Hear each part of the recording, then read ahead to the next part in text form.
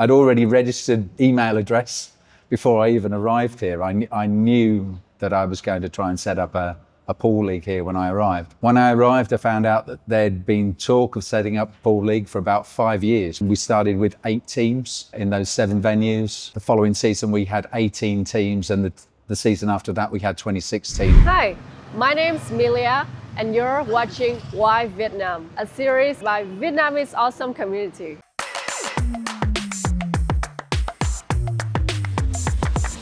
Vietnam is no longer a destination. It is a place where possibilities take shape, connections are built, and the future quietly begins.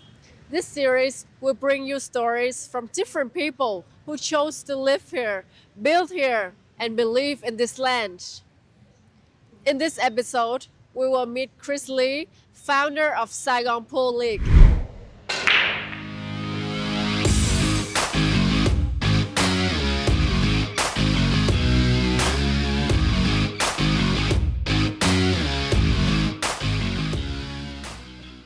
So you grew up among sportsmen. How did that build you as a person who you are today?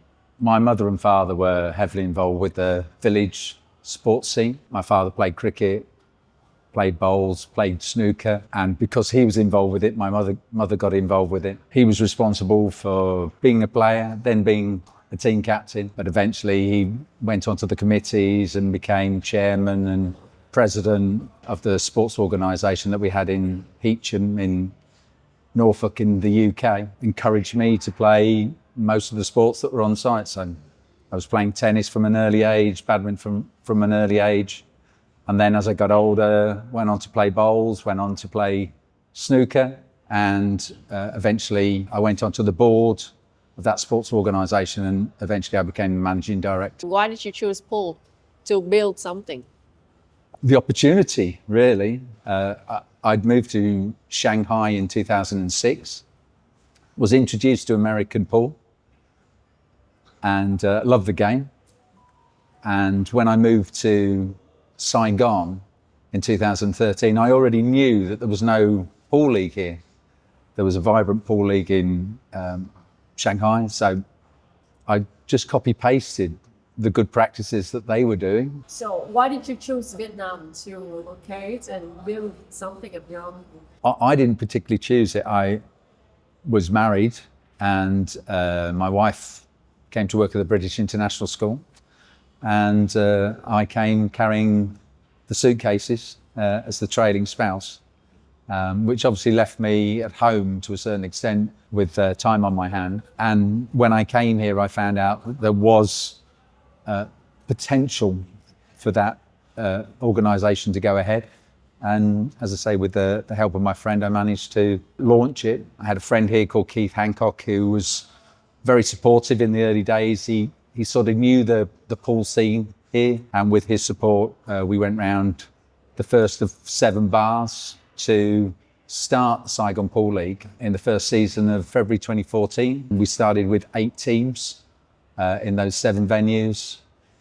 The following season, we had 18 teams, and the season after that, we had 26 teams. So within 3 seasons, that's 1.5 years, we'd come up with quite a substantial pool league, split into multiple divisions, spread from District 2 to District 7. Setting up any new organisation is like a swan. If you want a swan to fly, you've got to put a lot of energy into getting it to take off. And I guess I came here with the time and the energy to get it to take off. Why did you choose Vietnam to be the pool? I just love Vietnam. What do you think about the pool scene here? The great thing about Vietnam at the end of the day is it's so young. You always see the enthusiasm and the energy, motivating a lot of old people. You've only got to have a look at people playing pool around you today, and they enjoy it. The Hanoi Open is one of the brightest events on the World 9-Ball Tour calendar. All the professionals love coming to Hanoi. So at the elite level, there's impetus, but at a local level, you'll see groups of boys, girls, round tables, playing the game, laughing. How did that teach you about fairness? Sport is based on fairness to a certain extent. A 700-pound man doesn't get into a boxing ring with a 200-pound man, you know. So at an elite level, sure, the best players in the world all play together. At a national level, the best players at a national level play together. At a local level, the local players play to their standard. So if you've got a world champion playing in a local league, it's not much of a contest, really. In any community, you've got some power players. They want to bring an advantage to their team. And I've got to stand outside of that and try and find a middle ground so that they're happy and everybody else is happy. Is probably the soft touch, the soft skill that you need to any organisation, any voluntary organisation in particular. Can you tell me more about the handicap ranking system that you're building? There is a worldwide ranking system called Fargo Rate that they use in America. I worked with American owners for about 6 months trying to bring it to Asia, and then they decided that they either didn't trust us or didn't want to, so we developed our own algorithms based on the same probability formula. We've been running it now for 5 years. We believe it's very, very accurate and very, very fair. I'm hoping that it will replace the current system in Vietnam, which none of the players really trust. The organisation are very frustrated with how it works locally as well. It's got no consistency from North Vietnam to South Vietnam. It's not transparent and it's not regulated. I'm very, very proud to be working with Vietnamese developers, for that to be under development with them. And players that are using it trust it.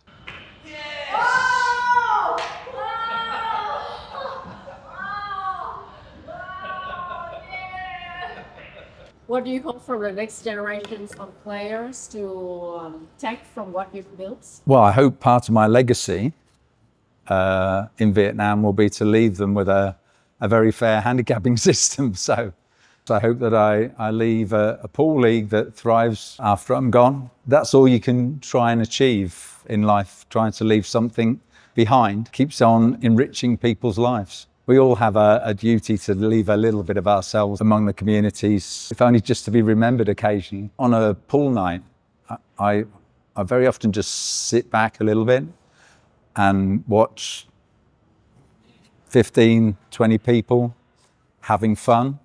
And that's reward enough in itself. Thank you so much for the conversation today. Thank you very much. Thank you.